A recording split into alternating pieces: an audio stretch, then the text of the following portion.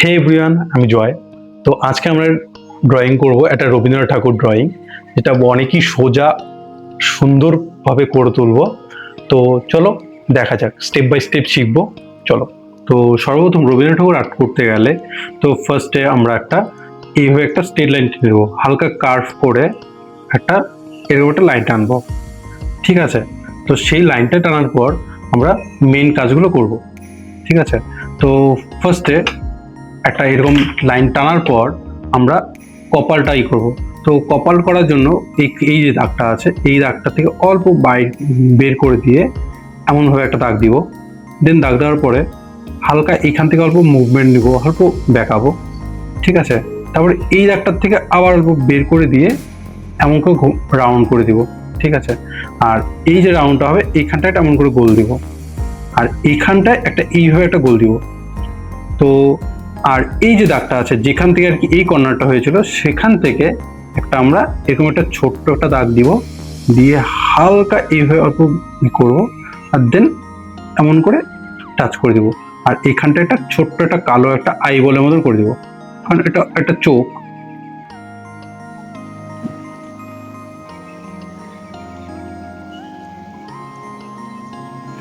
ঠিক আছে? তো দেন এই সাইডটা, এটা যখন চোখ আছে তো এই সাইডেও চোখ দিব। তো এই সাইডের চোখটা করার জন্য ফার্স্ট একটা এরকম করে একটা গোল দিব, হাফ এরকম ইউ এর মতন লিখবো, ব্ল্যাক করে দিচ্ছি। দেন এটা এমন, এইখান থেকে ভি এমন গেল, আর এখান থেকে সোজা দাগ দিয়ে হালকা গ্রাউন্ড করে এইভাবে দিয়ে দিব, আর এখান থেকে আবার একটা এরকম। দেন এখন আইব্রু এখান থেকে অল্প এমন করে দিয়ে এমন করে বের করে দিব।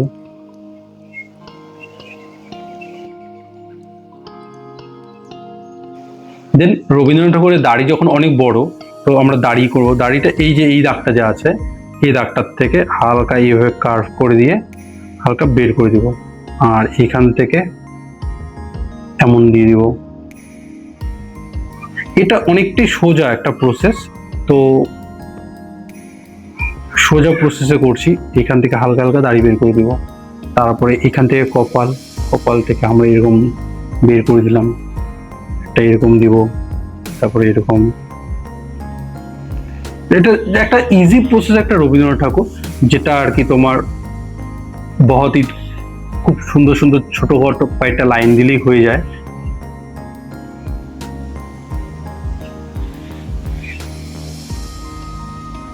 মাথা যখন গোল থাকে, মাথা তো মানুষের গোল থাকে, তো দেখো এটা একটা গোল, যদি এটা যদি সার্কেল যদি এমন হয়, তো মাথা যদি এইরকম শেপের হয়, এরকম শেপের হয়, তাহলে আমার মাথাটা আমরা এইখান থেকে আইডিয়া করে নেবো। তো এইখান থেকে চুল গেল, এখান থেকে এইভাবে হালকা ঘোরাবো, তো এইখান থেকে এই যে এমন, এই যে এমন।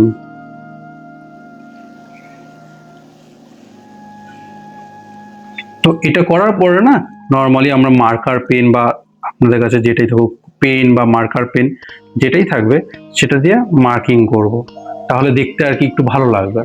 তো বেসিকটা তো হয়ে গেল, তো এটাকে এখন মার্কিং করব।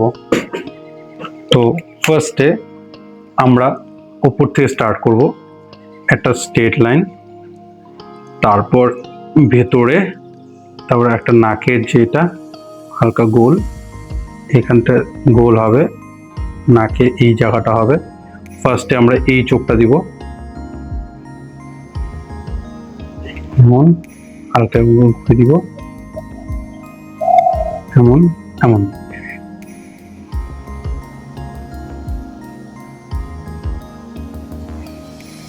এখান থেকে আইব্রো দিয়ে দিব, এখান থেকে আমরা দিব চোখ। চোখের জন্য এখানটা একটা ছোট্ট একটা দাগ হবে। তারপর আমরা ইউজ করব দাড়ি, এখানটা দাড়ি দিব।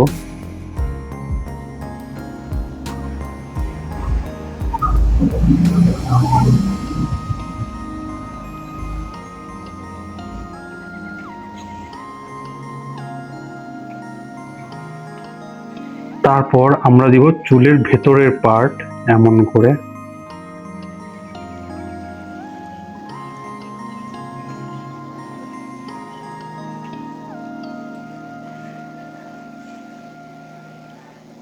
আমি যেভাবে যেভাবে দাগগুলো দিচ্ছি, তো তোমরাও সেই একইভাবে দাগগুলো দাও, তাহলে তোমারও ভালো লাগবে। দেখতে ছবিটাও ফুটে উঠবে, ছোট্ট ছোট কয়েকটি লাইনে ছবিটা সুন্দরভাবে একটা রবীন্দ্রনাথ ঠাকুরের আকৃতি ধারণ করবে।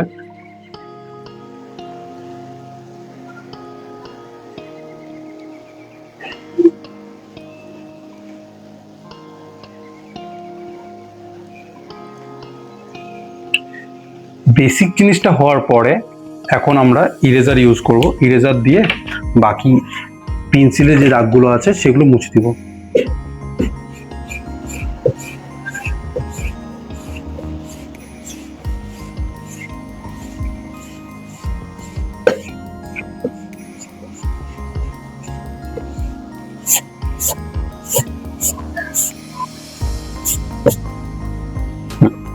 তারপর আবার মার্কার নিব।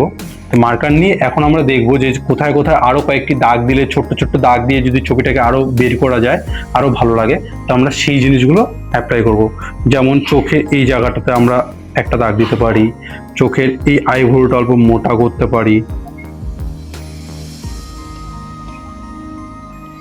তারপরে এই দাগগুলো যেমন অল্প মোটা মোটা করে দিতে পারি, দাড়ির দাগগুলো।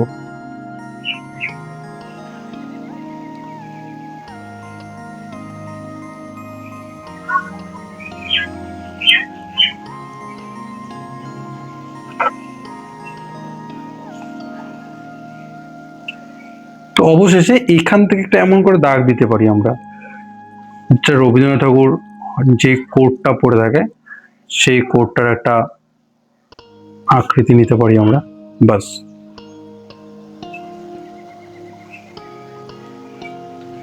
এটা একটা সুন্দর, একটা ইজি একটা রবীন্দ্রনাথ ঠাকুর ড্রয়িং হয়ে গেল। আপনি চাইলে এটার মধ্যে অল্প শেডিং ইউজ করতে পারেন, পেন্সিল নিয়ে হালকা হালকা পেন্সিলের দাগ দিয়ে একটু বের করে দিতে পারেন ছবিটা, তাহলে আর একটু বেশি ভালো লাগবে।